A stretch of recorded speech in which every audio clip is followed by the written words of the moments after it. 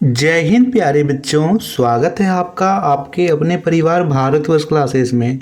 तो प्यारे बच्चों, इस सप्ताह 14 सितंबर 2023 कक्षा 12वीं का अर्थशास्त्र का वीकली टेस्ट लिया जाएगा और इसी को ध्यान में रखते हुए भारतवर्ष क्लासेस आप सभी के लिए लेकर आया है मोस्ट इम्पोर्टेंट क्वेश्चन। प्यारे बच्चों, ये क्वेश्चन एकदम यूनिक क्वेश्चन है। आप सभी जानते हो कि भारतवर्ष क्लासेस आप सभी के लिए लगातार क्वेश्चंस प्रोवाइड कर रहा है और जो प्रश्न मैं आप सभी को बताता हूँ, जो चैप्टर पढ़ने के लिए बोलता हूँ, उसी से आपके प्रश्न बनते हैं। तो बच्चा, इस वीडियो को जल्दी से लाइक कीजिए, अपने दोस्तों को शेयर कीजिए और यदि आप भारतवर्ष क्लासेस पर पहली बार हैं तो प्लीज़ बच्चा सब्सक्राइब ज़रूर कीजिएगा। चलिए स्टार्ट करते हैं। इस बार आपका वीकली टेस्ट में अध्याय 3 उत्पादन और अध्याय 4 पूर्ण प्रतियोगिता की स्थिति में फार्म का सिद्धांत ये पढ़ना है। तो इसी से संबंधित मैंने प्रश्नों को इस इंक्लूड किया है। वेरी इंपॉर्टेंट क्वेश्चन है बच्चा, आप इन प्रश्नों को ध्यान में रखिएगा, ठीक है। पहला प्रश्न पूछा गया है, अवसर लागत का दूसरा नाम क्या है। वेरी इंपॉर्टेंट क्वेश्चन है बच्चा, आप सभी इसे मार्क जरूर कीजिएगा। इसमें कुल 16 प्रश्न है। जिस तरह आपके एग्जाम में आएंगे 16 प्रश्न है और अंतिम में सभी बच्चों को बताना है कि आपके कितने सही हुए। तो अवसर लागत का दूसरा नाम क्या है? बाध्य लागत, हस्तांतरण लागत या फिर मौद्रिक लागत, इनमें से कोई नहीं। क्या होगा सही उत्तर? Very good. जितने भी बच्चों ने बी बोला हस्तांतरण लागत, उन सभी का उत्तर बिल्कुल सही है। अवसर लागत को हम लोग हस्तांतरण लागत भी कहते हैं। दूसरा प्रश्न दिया हुआ है, जब सीमांत लागत घटती है तो कुल लागत क्या होगी? बढ़ेगी, घटेगी, घटते हुए दर से बढ़ेगी या इनमें से कोई नहीं। बताइए बच्चा, इसका सही उत्तर क्या होगा? वेरी गुड, सी विकल्प बिल्कुल सही है, घटते हुए दर से बढ़ेगी। क्या होगा बच्चा? घटते हुए दर से बढ़ेगी। तीसरा प्रश्न पूछा गया है, औसत लागत वक्र का आकार कैसा होता है? मोस्ट रिपीटेड क्वेश्चन है बच्चा, कई बार ये प्रश्न रिपीट हुआ है कि औसत लागत वक्र का आकार कैसा होता है? यू अक्षर जैसा, एक्स अक्षर जैसा, डब्लू अक्षर जैसा या इनमें से कोई नहीं। क्या होगा सही उत्तर बच्चा? तो याद रखना है, औसत लागत वक्र का आकार यू अक्षर जैसा होता है। अंग्रेजी के यू अक्षर जैसा इसका आकार होता है। चौथा प्रश्न है, कौन सी लागत कभी शून्य नहीं हो सकती? स्थिर लागत, सीमांत लागत, औसत लागत या इनमें से कोई नहीं। क्या होगा सही उत्तर? तो प्यारे बच्चों, मैं आप सभी को एक प्रश्न होमवर्क में देता हूं, तो यह प्रश्न आप सभी के लिए होमवर्क है। जल्दी से जितने भी बच्चे जुड़ रहे हैं, जितने भी बच्चे इस वीडियो को देखेंगे, वे कमेंट जरूर करेंगे। बच्चा, कौन सी लागत इसमें से कभी शून्य नहीं हो सकती है? स्थिर लागत, सीमांत लागत, औसत लागत या इनमें से कोई नहीं। बताइए जल्दी से, आप सभी कमेंट किए।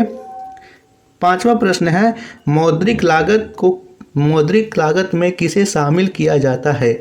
सामान्य लागत, स्थिर लागत, अव्यक्त लागत या इनमें से सभी।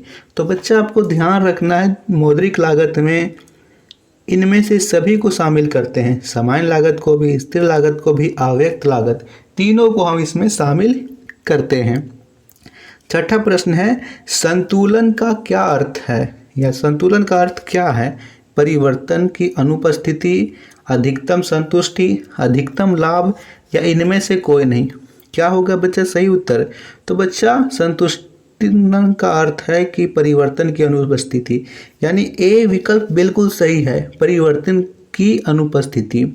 सातवां प्रश्न है, उत्पादन फलन में उत्पादन किसका फलन है? कीमत का, उत्पत्ति के साधनों का, कुल व्यय का या इनमें से कोई नहीं। क्या होगा बच्चा इसका सही उत्तर? जल्दी से बताइएगा आप सभी। वेरी गुड, उत्पत्ति के साधनों का। उत्पादन किसका फलन होता है? उत्पत्ति के साधनों का फलन होता है। यहाँ पे आठवां प्रश्न है, निम्नलिखित में से कौन सा कथन सत्य है? AC बराबर TFC माइनस TVC, AC बराबर TFC बराबर AFC बराबर TFC, AC बराबर AFC प्लस AVC या AC बराबर TFC प्लस AFC। क्या होगा सही उत्तर? तो बच्चा, यहाँ पे जो C है AC बराबर TFC, AC बराबर AFC प्लस ABC, है ना, होता है। तो उसी तरह ये भी हो जाएगा। 9वां प्रश्न यहाँ पे दे रखा है, पूर्ति अपने मांग का सृजन स्वयं करती है, यह किसका कथन है?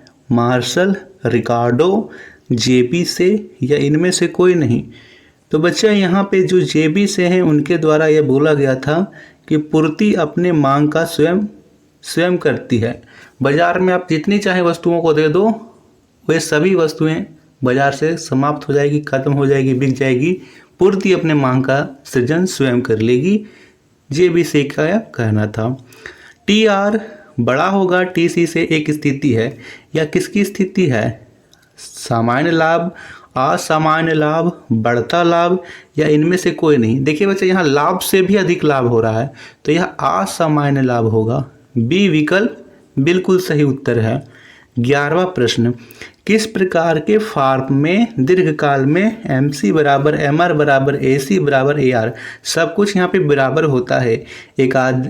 एकाधिकारी फॉर्म में पूर्ण, यहाँ पे पूर्ण नहीं पूर्ण होगा, पूर्ण प्रतियोगिता फॉर्म में, है ना, पूर्ण प्रतियोगी फॉर्म में, अल्पाधिकारी फॉर्म में, इनमें से कोई नहीं। तो जो पूर्ण प्रतियोगी फॉर्म होती है उनमें सभी कुछ यहाँ पे बराबर होता है।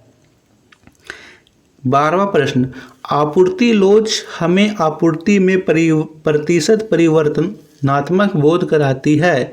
कीमत में 100% परिवर्तन के कारण, कीमत में 10% परिवर्तन के कारण, 50% कीमत परिवर्तन के कारण या 1% कीमत परिवर्तन के कारण। क्या होगा सही उत्तर? डी बिल्कुल सही है। जब कीमत 1% परिवर्तन हो तब यहाँ पे आपूर्ति लोच हमें आपूर्ति में प्रतिशत परिवर्तनात्मक बोध कराती है। प्यारे बच्चों, आप लोगों को वीडियो से कुछ हेल्प मिल रही हो, कुछ मदद मिल रही हो तो प्लीज़ बच्चे इस वीडियो को लाइक ज़रूर कीजिए। बच्चा, आप सभी के लिए इतना मेहनत की जा रही है। संतुलन कीमत के निर्धारक तत्व कौन से हैं? वस्तु की मांग, वस्तु की पूर्ति, उपरोक्त दोनों या इनमें से कोई नहीं। तो बच्चा, संतुलन कीमत दोनों होगा, वस्तु की मांग और वस्तु की पूर्ति, ये दोनों निर्धारक तत्व या निर्धारक घटक होते हैं। मांग में परिवर्तन के निम्नलिखित में से कौन से कारण हैं? उपभोक्ता की आय में परिवर्तन, संबंधित वस्तुओं की कीमत में परिवर्तन, जनसंख्या में वृद्धि या इनमें से सभी। तो बच्चा, उपभोक्ता की आय में परिवर्तन हो तो भी मांग में यहाँ पे असर पड़ेगा, वस्तुओं की कीमत में परिवर्तन हो जाए, जनसंख्या में वृद्धि, यानी इनमें से सभी होगा तो मांग में परिवर्तन होगा। 15वां प्रश्न, बाजार मूल्य पाया जाता है अल्पकालीन बाजार में, दीर्घकालीन बाजार में, अति दीर्घकालीन बाजार में या इनमें से कोई नहीं। तो बाजार मूल्य अल्पकालीन बाजार में पाया जाता है। ए विकल्प बिल्कुल सही उत्तर है। 16वां और अंतिम प्रश्न, पूर्ण प्रतियोगिता में किसी वस्तु का मूल्य निर्धारित होता है उत्पादन लागत से, सीमांत उपयोगिता से, मांग एवं पूर्ति से या इनमें से कोई नहीं। तो पूर्ण प्रतियोगिता में मांग एवं पूर्ति से किसी वस्तु का मूल्य निर्धारित होता है। तो ये थे 16 मोस्ट इम्पोर्टेंट क्वेश्चन। बच्चा, आप सभी इन प्रश्नों को जरूर ध्यान रखिए और जो होमवर्क का क्वेश्चन उसे जल्दी से आप सभी कमेंट में ज़रूर बताइए। जो बच्चे एकदम डेडिकेटेड स्टूडेंट हो कि नहीं हमें पढ़ना है, हमें कुछ करना है, वे इसका उत्तर ज़रूर लिखेंगे। ठीक है, धन्यवाद बच्चा।